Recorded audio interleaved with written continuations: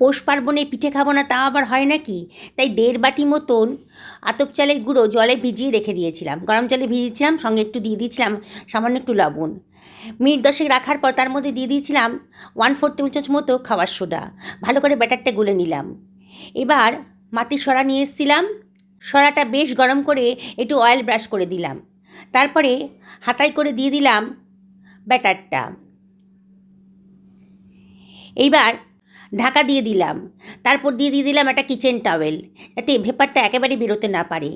Minute 3 বাদে পিঠাগুলোকে একটা চামচ দিয়ে তুলে একটা পাত্রের ভেতর রেখে দিলাম। এটা হচ্ছে পৌষ পার্বণের পিঠে। আপনারা ইচ্ছা করলে 1 সরার পিঠেও বানাতে পারেন, তাহলে পিঠেগুলো একটু বড় বড় হবে। 1.5 লিটার মতো দুধ জাল দিতে দিয়ে দিয়েছিলাম, তার মধ্যে দিয়ে দিয়েছিলাম খেজুরের গুড়। বেশ ফুটে উঠেছে যখন দুধটা, তার মধ্যে দিয়ে দিলাম তৈরি করে রাখা পিঠাগুলো। এবার ঢাকা দিয়ে এটাকে মিনিট 10 লো ফ্লেমে রান্না হতে দিলাম। একটা কড়াই গরম করে নিয়েছি, তার মধ্যে দিয়ে দিলাম 1 টেবিল চামচ সাদা তেল আর 1 টেবিল চামচ মতো ঘি। বেশ গরম হয়ে গেছে, দিয়ে দিলাম 1 বাটি মতন সিমুই, একটু লাল লাল করে ভেজে নিলাম। এবার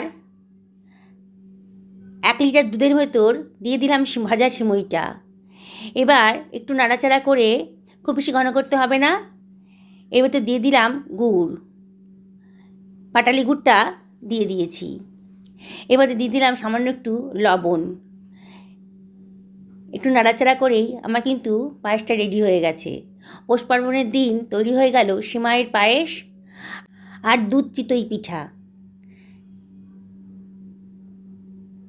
বন্ধুরা, তোমরা কি কি পায়েস পিঠা বানালে অবশ্যই কমেন্ট করে জানিও।